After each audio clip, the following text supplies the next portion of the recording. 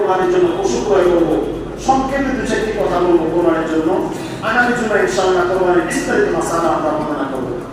প্রিয় হাজিরিন, কোরবানির জন্য সর্বপ্রথম যে কাজটা করা লাগবে কোরবানির জন্য, সেই কাজটা হলো কোরবানি যাদের উপর সামর্থ্য আছে। সামর্থ্য কার আছে কিভাবে বুঝবেন? যদি কোনো ঋণ না থাকে, যদি কোনো ঋণ না থাকে, ঋণ থাকলেও ঋণ পরিশোধ করার পর কোরবানির পশু কোরবানি করার ক্ষেত্রে সর্বনিম্ন যত টাকা হলে কোরবানি করা যায়, মাসালাটা মনে রাখবেন, সর্বনিম্ন যত টাকা হলে কোরবানি করা যায়। বলবেন হুজুর আমি তো কোরবানি করতে পারবো না, বলবো 1 লাখ, 1 লাখ টাকা, 2 লাখ টাকা, 2.5 লাখ টাকা, আমি কোরবানি কিভাবে করবো? না, সর্বনিম্ন একটা বকরি কিনতে 10,000 টাকা দিয়ে বকরি পাওয়া যায়। ছাগল 10,000 টাকা দিয়ে আমি দেখছি ছাগল পাওয়া যায় 10,000 টাকা দিয়ে। ছোট হবে, সাইজ ছোট হবে, বয়স 6 মাস।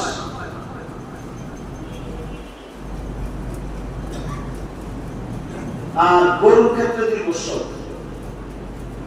গরু যারা কোরবানি করবেন দেখে শুনে বুঝে শুনে কোরবানি করবেন না।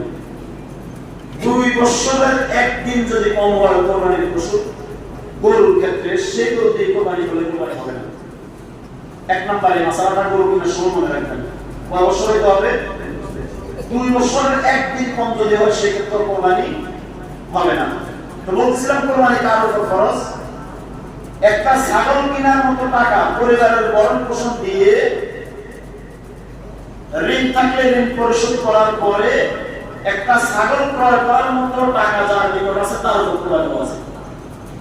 মাসালা বুঝছেন? তাহলে 10,000 টাকা দিয়ে যদি ছাগল কিনতে পাওয়া যায়, তাহলে যার নিকট অতিরিক্ত 10,000 টাকা আছে তার উপর কি ফরজ? ওয়াজিব, কোরবানি ওয়াজিব। 10,000 টাকা অতিরিক্ত নাই এমন লোক পাওয়া খুবই কঠিন, এখন আমার কানে গত সপ্তাহে একটা বিষয় আসছে, টাকা আছে 10 লাখ, 20 লাখ, 30 লাখ টাকা আছে, লাগাই রাখছে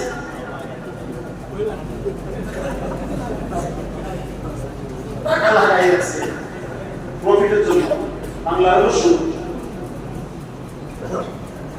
আল্লাহ কারীম সাল্লাল্লাহু আলাইহি ওয়াসাল্লাম সুদ সম্পর্কে বলতে গিয়ে বলেন, যদি কেউ এক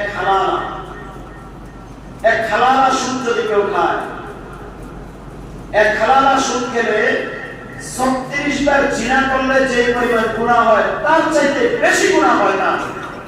নাউযুবিল্লাহ। কয়বার জিনা করলে? জিনার গুনাহ সুন্নাহ বড়।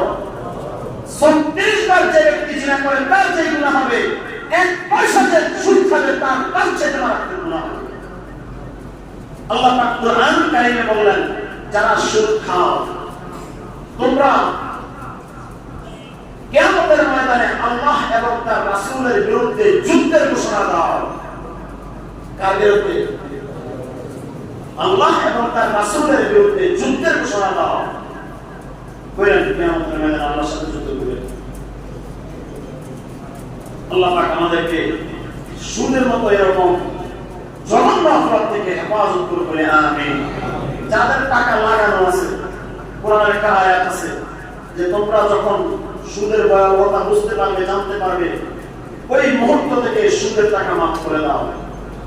যদি তার বড় মাফ না করো, কিয়ামতের ময়দানে 1 নম্বর শাস্তি হলো আল্লাহ পাক তোমাকে কিয়ামতের ময়দানে উঠাবে পাগলের মতো। পাগল মানুষকে জিনে আসর করলে যে অবস্থা হয়, তুমি কিয়ামতের মাঠে অবস্থা করবে, এটা হলো 1 নম্বর শাস্তি। এজন্য যাদের লাগানোর অভ্যাস আছে ছেড়ে দেন, কথাটা খারাপ, ছেড়ে দেন। নিজে বাঁচুন, নিজের পরিবারকে জাহান্নামের আগুন থেকে বাঁচান। এই সুদখোরের জন্য আল্লাহ পাক গোটা এলাকার উপর গজব দেয়, আসমান থেকে গজব দেয়। হাদিস শরীফে আছে, যদি কোন এলাকায় কোন ব্যক্তি সুদ খায়, ওই এলাকায় গজব আসতে চায় না, কিন্তু সুদখোরের কারণে আল্লাহ পাক ওই গোটা এলাকার উপর গজব দিয়ে দেয়, দুর্ভিক্ষ দিয়ে দেয়। গাভীর স্তনে দুধ আসে না, মায়ের স্তনে দুধ আসে না, সন্তান দুধ পায় না, গাছের মধ্যে ফল পাকড়া হয় না, ওই এলাকায় সবজি হয় না, ওই এলাকায় একটা না একটা দুর্ভিক্ষ লেগেই থাকবে, একটা না একটা সমস্যা থাকবে। বুঝে নেবেন ওই এলাকায় সুদখোর আছে।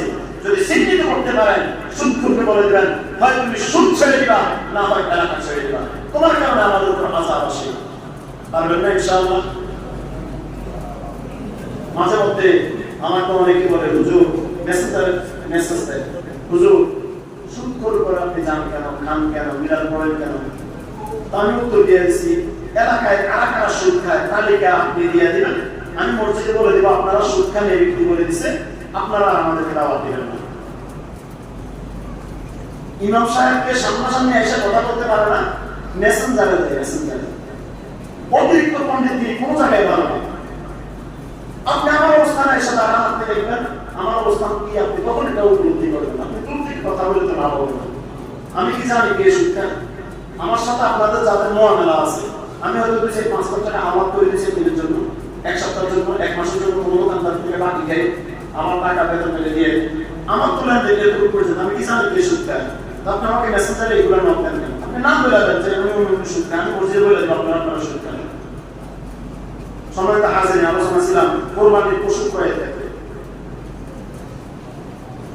কোরবানির পশু যখন ক্রয় করবেন, শরীরটা অবশ্যই দেখে শুনে বুঝে শুনে শরীরটা নেবেন।